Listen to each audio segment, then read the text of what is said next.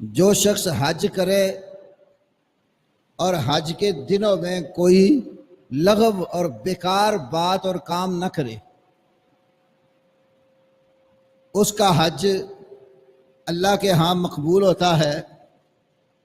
اور جو حج مقبول یا حج مبرور کہہ لو حدیث میں، تو نبی علیہ السلام نے فرمایا کہ جو حج مبرور ہے نا، لیس لہ جزاء الا الجنہ، جنت کے سوا اس کا اور کوئی بدلہ نہیں ہے۔ جس کا حج اللہ کے ہاں مقبول ہو جاتا ہے، حج مبرور بن جاتا ہے، تو اللہ تعالیٰ اس حج کے بدلے میں اس کو جنت عطا فرماتا ہے۔ جنت ہی حج کا بدلہ ہے۔ تو حج کے مہینے معلوم ہیں۔ اللہ کی کتاب کی روح سے کل 12 مہینے ہیں۔ اِنَّ عِدَّةَ الشُّهُورِ عِندَ اللَّهِ 12 شَهْرًا فِي كِتَابِ اللَّهِ یوم خلق السماوات والارض، جس دن سے اللہ نے آسمان و زمین کو پیدا کیا ہے، اسی دن سے اللہ کی کتاب کی روح سے مہینوں کی گنتی 12 ہے۔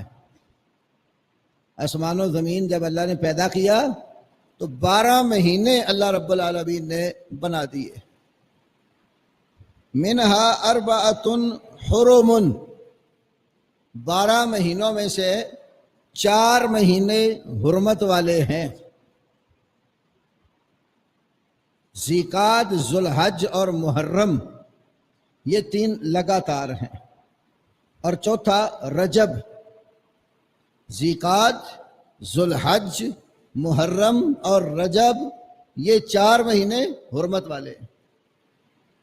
تو حج کے جو مہینے ہیں ان میں شوال، ذیقعد اور ذوالحج کی 10 تاریخ، یہ حج کے مہینے شمار ہوتے ہیں۔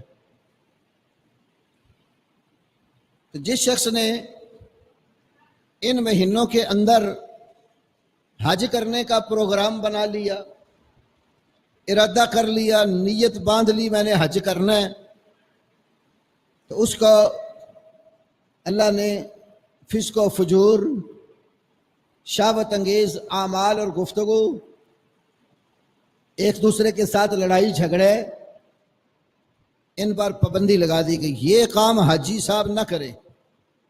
الحسن اسلامک سینٹر